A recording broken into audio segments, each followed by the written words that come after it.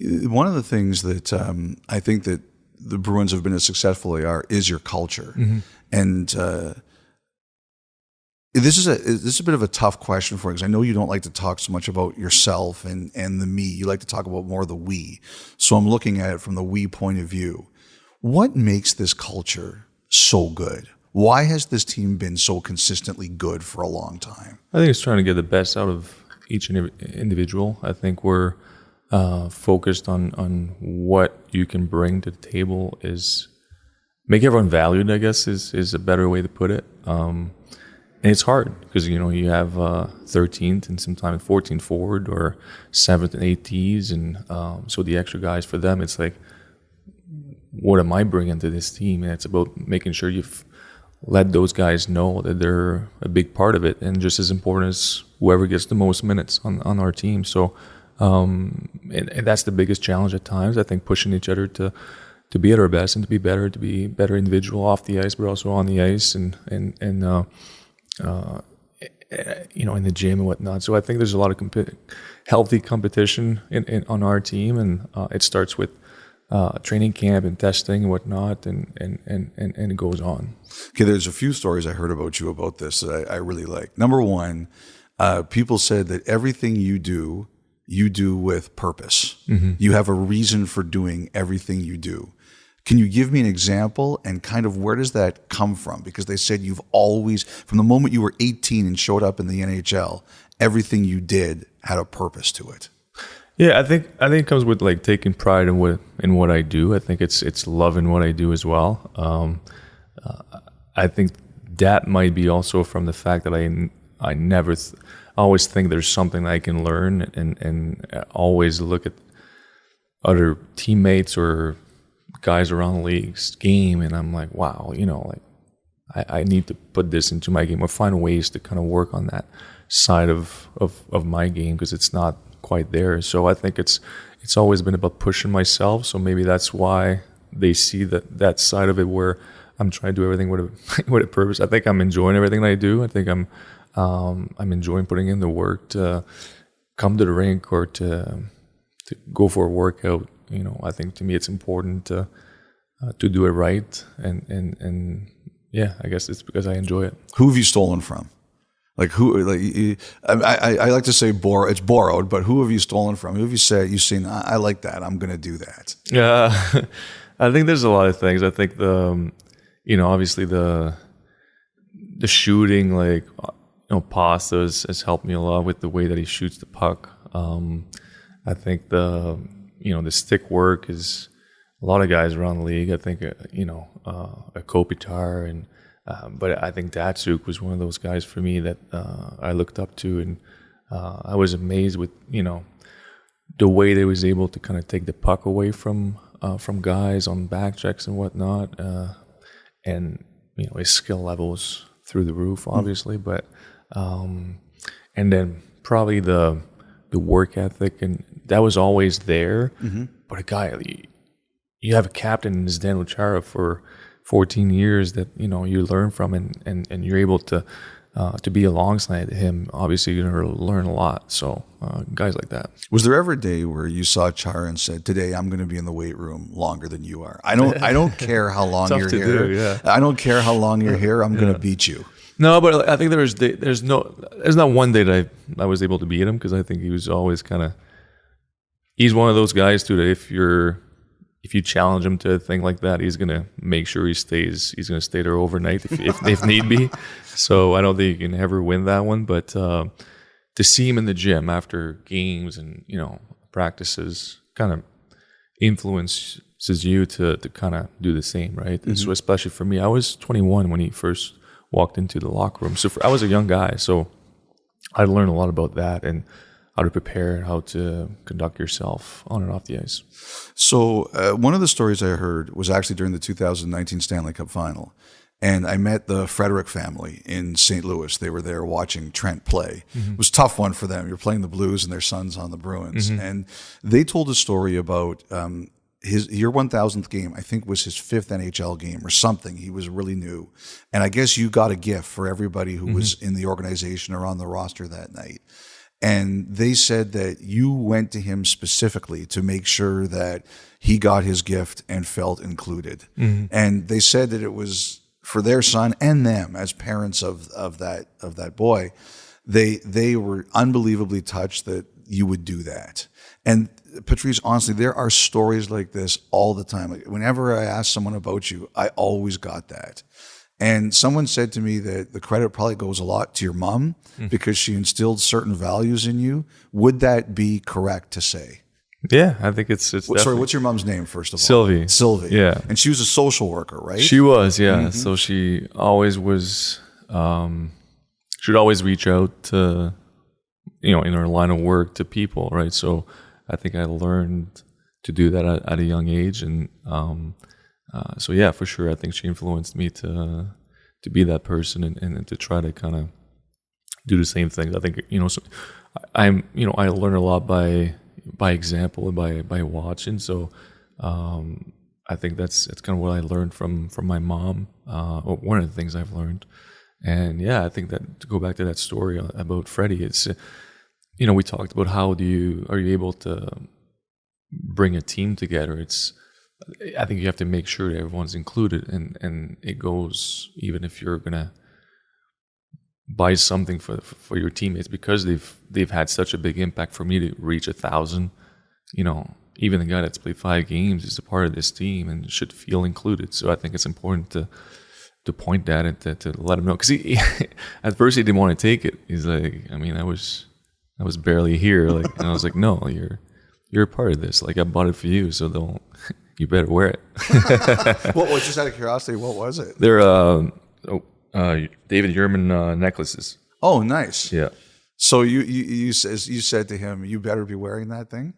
I was joking. I was just like, no, it's all yours. Like, I'm happy you're a part of it, and I'm happy that you get to get one, obviously. And I've seen, like, you've made people say, like, if a guy gets traded, whenever you go to their city or they come into Boston, you always make a point to go see them. Yeah. Like it's Patrice, I know you hate talking about yourself, but you should know you've left an incredible imprint on a lot of people. Yeah, well, I'm glad. I mean, I think a lot of people have. I always say that it's all about the friendships. At the end of the day, it's all about the friendships and the things that you learn along the way. It's an incredible game, but what's this game is going to give me the most is obviously the friendships and the people I've met, and I think it's important that you realize that it's a team sport and you don't do this alone. And even if those guys were there for a short period of time, they had a big impact on me having a good time and me enjoying what I do. Now, one of your longest friendships and teammates is Brad Marchand. Mm-hmm. I can't imagine there's 2 people who would seem to be more different. Yeah. What is the relationship like between you and Marchand? It's great. I mean, and you're right. A lot of people say that, we're like the yin and the yang. Like, yeah, I think it kind of clicked right away. I think he's, as we all know, he's got the energy and he's got, the temper at times, but just an amazing person, super generous, and a great family guy. And over the years, we just, you play with someone for so long, and he's on your left side, and is, you go through ups and downs, and you create connections beyond just, being friends. You're obviously best friends, and it's like it's a special bond, and it's something I'm very lucky to have. And actually a few teammates have said that in the past, where they're kind of jealous in a way, where they're like, I've never had that, because I've bounced around, or a few guys have said that he's never had the connection with a teammate like we do, because we've been playing together for so long. So it's kind of, when you look back and you don't think about it, but then when someone says that, you're like, I guess you're right. Mm-hmm. It's pretty special, and we should be thankful for that. I was just wondering if there was a time a few years ago during a game where you turned to him in the room and said, Brad, I was kind of focused on the game tonight, but did I see you lick someone on the ice? Yeah, there's been a few conversations about some of the things that have been done from him. I can't say that I always can control his temper. Try at times, but he's gotten so much better over the years, and I think like it makes him who he is too. You know, like he just plays with his heart on his sleeve, and most night he's the heartbeat of our team as well, and so you don't want to change that too much either. So it's a fine line. I wanted to ask you a little bit about 2011 because one of the things one of the people I reached out to was Mark Recchi. And he talked about the morning of Game 7 in 2011. And he said that, and Daniel Paille said this too. He said, first of all, that team, you would never thought they were playing Game 7 for the Stanley Cup Final. Everybody was so relaxed, so calm. And Recchi just said that you and him had a great, I don't know, breakfast or lunch outside. And it's the one thing he always remembered about winning the Stanley Cup that day. Yeah, I think, if I remember correctly, I think it was dinner maybe, or even... Yeah, I could have been. Yeah, I think you're right. Because it was a 5 o'clock. Yeah, game. It was outside. Yeah. So we went for a walk, and we had that conversation because I was. You don't want to show it, but like it's Game 7. Like there's some nerves, there's some butterflies, and it's everything's at stake, right? So, and you talk to a guy that's been around for so long and has had success. So I was just asking him like. You know, have you ever been part of a Game 7 for the Cup? And he's like, yeah. And I was like, how'd you do? He's like, I won both. So I was like, all right, so we're good. You know, like, so it kind of helped, like, put me at ease. Like, you know what, like, and then he was just saying, like, it's just another game. You know, like let's not overthink this. Like, it's still a game. And no, I think it was just we talked about everything, right? But like, it was just nice to have the conversation. And to kind of put your mind at ease and being able to just kind of enjoy the moment. Don't look at the 5 o'clock game right now. Like right now, you're outside enjoying like a nice day, and you're having a conversation. And I think that's something I've learned over the years to do is like you're so caught up in what's coming and what you need to do, what's I need to work on this and that, like this is missing, we're not doing well, like you always got caught up in good or bad, like in a lot of stuff. And I think like sometimes you need to kind of take a step back and enjoy the moment and be in the present and kind of, so I think that was a teachable moment for me that, you know what, we're not quite there yet, like the game's tonight, like let me enjoy this, like, so it was a nice conversation. Yeah. And Paille said that when you guys were in the room before the game, he was like, I've never seen a team so calm before a big game. Like he said, I didn't know we were going to win, but I knew we were going to win because of just how calm everyone was. Yeah, I think you're right. I think actually we landed in Vancouver the day before, and we didn't practice both times before. So we went for Game 1 and 2. We went for Game 5, and we didn't practice that day. It was a travel day. It's a long flight. So we went just straight to the hotel and went for a walk and had a meal. And Game 7, I remember like the leadership group saying like, hey, let's practice. Let's set the tone today for tomorrow. Like, let's go on the ice, shake, kind of have a feel for the building. And we did that, and I had a good feeling even then. I was like, wow, I think like I like our mindset. I just like the practice was sharp, it was quick, and then went home, had a good meal the next morning. And he's right, that pregame in the locker room, guys were just, you could tell guys were on a mission, and it's usually telling, the preparation and how guys are feeling, and everyone was. There was not much said in that locker room before the game. Was that the best game you ever played?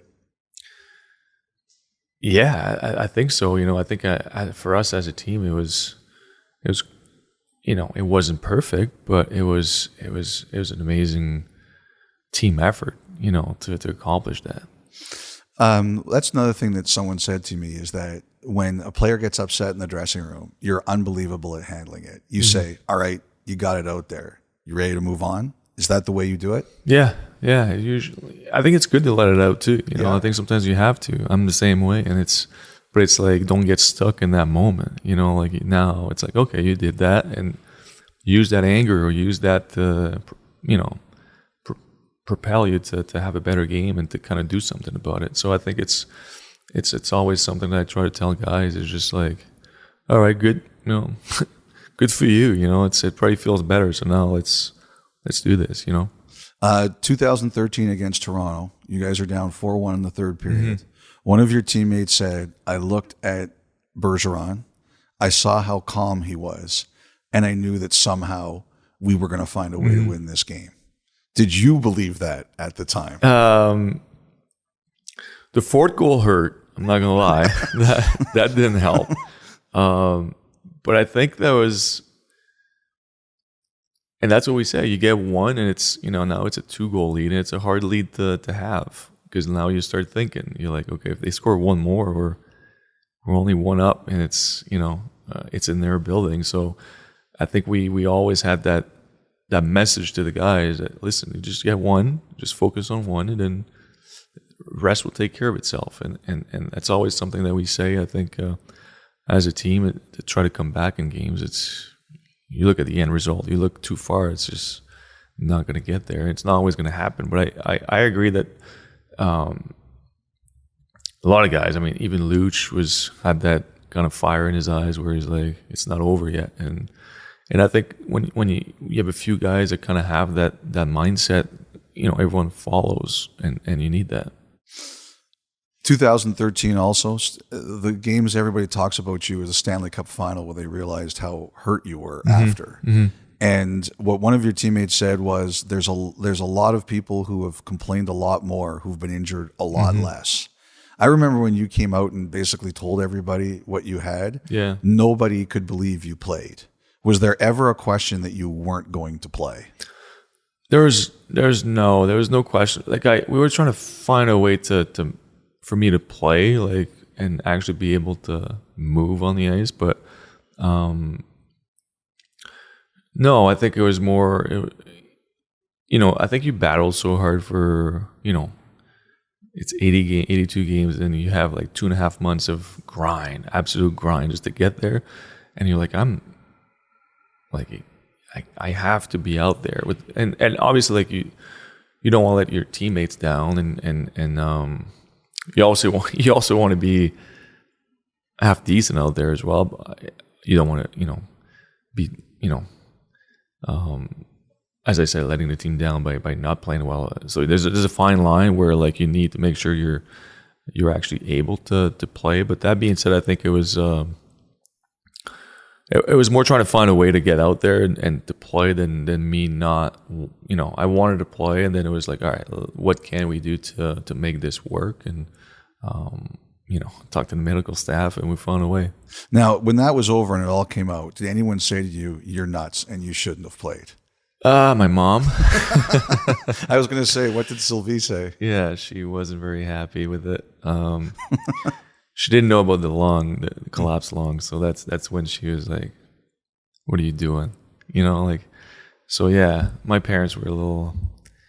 I think they were scared a little bit when they heard all that, especially the lung. I think the lung was kind of like the last straw where they're like, "What's going on?" But no, I think it was more. There's mixed feelings, I guess, like mixed reviews on like there was both sides of the spectrum, which I can understand. Yeah, I've wanted to, you took some time this off season before deciding to come back and play. Do you see? I mean, I hope the answer is no, but do you see the end?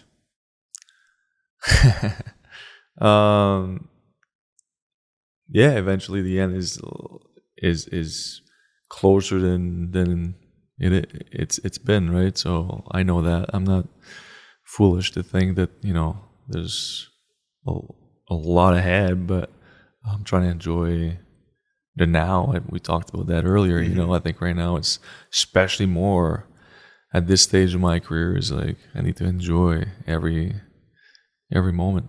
Now, will you make those decisions at the end of every season, or will you ever go into a year and say, this is my last season? It's a good question. I think it's going to come to me when it's the last one. That hasn't happened yet, I assume. No, I mean, I think like once I know, I think I'm gonna kind of express that. I think I owe that to everyone involved, and then family, friends, teammates, obviously management, but also eventually media as well. But that time is not quite there yet. Okay. Montgomery this year, I mean, you guys are having an unbelievable start to the season. How has he changed things, and how much has that energized you personally? Yeah, it's been great. Really impressed with the way that he manages the locker room and the guys, and being able to connect with guys and the conversations. His system is different. A few tweaks here and there. It's not that different. Obviously, like it still remains. The D zone coverage that we're used to, and a few changes here and there. Neutral zone is probably the biggest change. But he wants us to be really aggressive. I think defensemen to be extremely aggressive as well on the attack and leading the rush and whatnot. That's an adjustment for us. I think it's been a good change. But I'm just impressed with his communication and the way he's been handling the bench and the locker room. Somebody said when Lindholm went coast to coast the other night in Pittsburgh, they said, that's not the Boston Bruins I know, and I've watched. Monty must have loved it. That's for sure. I think it's a lot more freedom maybe for those guys. But that being said, I think everyone's just kind of, that's an amazing player, though, that made that play. Lindy's been playing amazing hockey. But I think we've always had that. But you're right that maybe the D's would maybe try to find a forward and not carry it all the way through. I don't have an issue with it. I think it's great. I think it's you have to be careful at times, and I think that's what we're trying to manage is trying to read when is okay and when it's okay. It's not the time. Okay, just a few more for you, Patrice. Yeah. First of all, Toronto. Playing Toronto on Saturday night. I mentioned to a friend of mine who's a big Leaf fan that, I was going to meet you today, and he said, can you thank that guy for all the times he's tortured me in his career? The Bruins have big rivals. Mm-hmm. For you, where does playing in Toronto against the Maple Leafs rank for you? It's up there. It's always special to come to Toronto. There's something in the building, something about, playing the Leafs. I grew up obviously as a Canadian boy. I was a Nordiques fan, but still, that being said, Montreal, Toronto, Boston were all kind of big games, right? So, it's extra special. Saturday night, Hockey Night in Canada is for me great memories as a kid. So, all that put together is always a lot of fun to come back. Always a lot of fun to come back to Canada, So. Just great memories. Some players say it's more fun beating Toronto than any other team. Is that true? I can't say it's more fun than let's say Montreal for me. Anyways, I as I said, I was a Nordiques fan, so I think that's pretty telling. Grew up 2.5 hours from Montreal, so it's always kind of extra special, if I can say, to beat them and to play there too. And I have a lot of respect for the organization, the history. But the Leafs is definitely up there. I'm not gonna lie, it's probably if I have to rank, it's probably second with them and MSG and playing Rangers. It's pretty special as well. But Toronto is fun, but it's obviously a lot more fun when you're winning. That brings me to a Jeff Merrick question, which is a great question. He mentioned you're a Nordic fan. You talked about it. If the NHL came back to Quebec City, would you play a season there if you could? That's a great question. I would have to think about that one. I think because you're a Bruin. Exactly. I think it'd be hard for me to leave the Bruins. If there'd be one place that I would consider, it'd be Quebec City. Yeah. Will you be involved in the NHL when your playing career is done? Good question. I feel like I haven't really thought about it yet. I'm not sure. I mean, eventually, I think it's going to be hard to take the game away from me. But at the same time, I think I value a lot of my family time, and once I'll be there, it's going to be all about, spending time with my kids and family. So I think I'm going to have to really take the time to look into what that entails and what, how much time that would mean, and away from my family and whatnot. So, as we all know, it's a great lifestyle, but it's also busy, and you're away from your family a lot. So I'd like to kind of catch up on that when I'm done. Will you coach your kids? Like, do your kids play? My youngest wants to. My oldest does not. Okay. So, and my daughter hasn't. So far, she doesn't want to try this. She gets on skate at times. But she said no to learn to skate and learn to play type of program. So we'll see for her. But my youngest seems like he wants to. So the question is, if you want to coach them? Yeah, would you coach them? If they ask me, I probably would. I think I early on kind of just try to help out and get involved somehow with my kids' team. So it'd be kind of fun. Last week, Kevin Bieksa got ejected from a game for the first time ever, and he said he did nothing wrong. Could you see yourself getting ejected from coaching a kid's hockey game? I don't think so. I mean, I guess I shouldn't say that. You never know, but I feel like I would try to be on the calmer side of coaching if I'd be a coach. I let the kids kind of learn and enjoy themselves. Almost done. I wanted to ask you about your training camp, your first one. Mm-hmm. There were guys who showed up at that training camp and they saw you play and they said, "How long has that guy been in the AHL?" And they were like, "He just got drafted," and they couldn't believe it. I want to take you back there and just, what do you remember about that? And did you think you'd make an impact so quickly? What I remember is, I was just trying to take everything in, right? I was just trying to soak everything in. And I knew that every day could be the day that you're sent back. So it's like, leave an impression. Just, that was my motto, was just to leave an impression to the organization, to the coaching staff, that it might not be this year, but I'm coming. Like, I want to have a spot on this team. But as it progressed, I had the conversation with the Quebec scout at the time, Daniel Doré, and he said, "Hey, you're opening eyes right now. Like, you're gonna get a game in Montreal. You're gonna play Montreal." I wasn't supposed to play exhibition games. Then they gave me the first game, and ended up scoring in overtime. I was supposed to go back to juniors from Montreal, go to my junior team, and they're like, "You're coming back. You're going to play the next game." So it was kind of a cool, I have great memories of that training camp, I guess is what I'm trying to say. It was a special one, just to play with, some of the guys you idolized and, you watched growing up, and now you're actually playing with them and passing the puck with them. It's Were you kind of shocked surreal. to make the team when you got there? I was, yeah. Mm-hmm. But I think I talked about making an impression, and I think as it went on, then I wanted to make, once they were giving me games and I kept playing, I was like, all right, now I think I have a shot. So, I was like, I want to make it. I want to find a way to, to put in the extra work if needed to really stick at this point. But, I don't think my mentality at the beginning was that. Favorite non-Bruins teammates from your World Juniors or your World Cup or Olympics? Favorite non-Bruins teammate? Sid and Shea Weber. Oh yeah? Yeah, we know each other from the juniors, and then we played.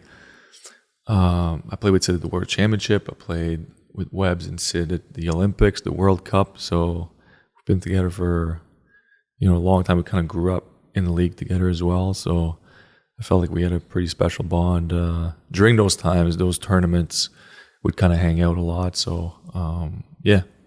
Did you ever say to Weber, easy on the lumber, we're supposed to be friends here? It wouldn't matter if I'd said that. I think it'd go even harder. he has no friends on the ice. He'd always say that. So I knew that was the case with him. So I wasn't surprised if he'd come at me in the corner. I knew it was there was no hard feelings, or I think so anyways. Maybe there were some. And just last one for you. That was almost 19 years ago, Pat, when you first made the Boston Bruins. And I'm just wondering, have you exceeded your own expectations in terms of what you thought? Yeah, I think you never imagine or dream of playing for this long. So yes, in a way. I think I've always been, especially more so as I got older, to kind of be thankful and recognize like the gift that I've been given. So I think there's been a lot of that, trying to thank the people up there to give me that chance. But that being said, I think it's, probably in a way it's exceeded my wildest dream, to play for this long. So, and I'm thankful every day for that. Is there anything you haven't done yet that you still look at and say, I'm going to do this before I retire? It's a good question. I think for me, it's always, I'd like to win again. That's definitely it's cliche. Everyone says that, but it's so, you're never going to be able to replicate the emotions and the feeling of winning with your teammates. So, it's such a special bond, a special moment that, I'd like to do that again. That's great. Thank you so much. Thank you. Hey, I hope that was all relatively painless. That was great. No, that was perfect.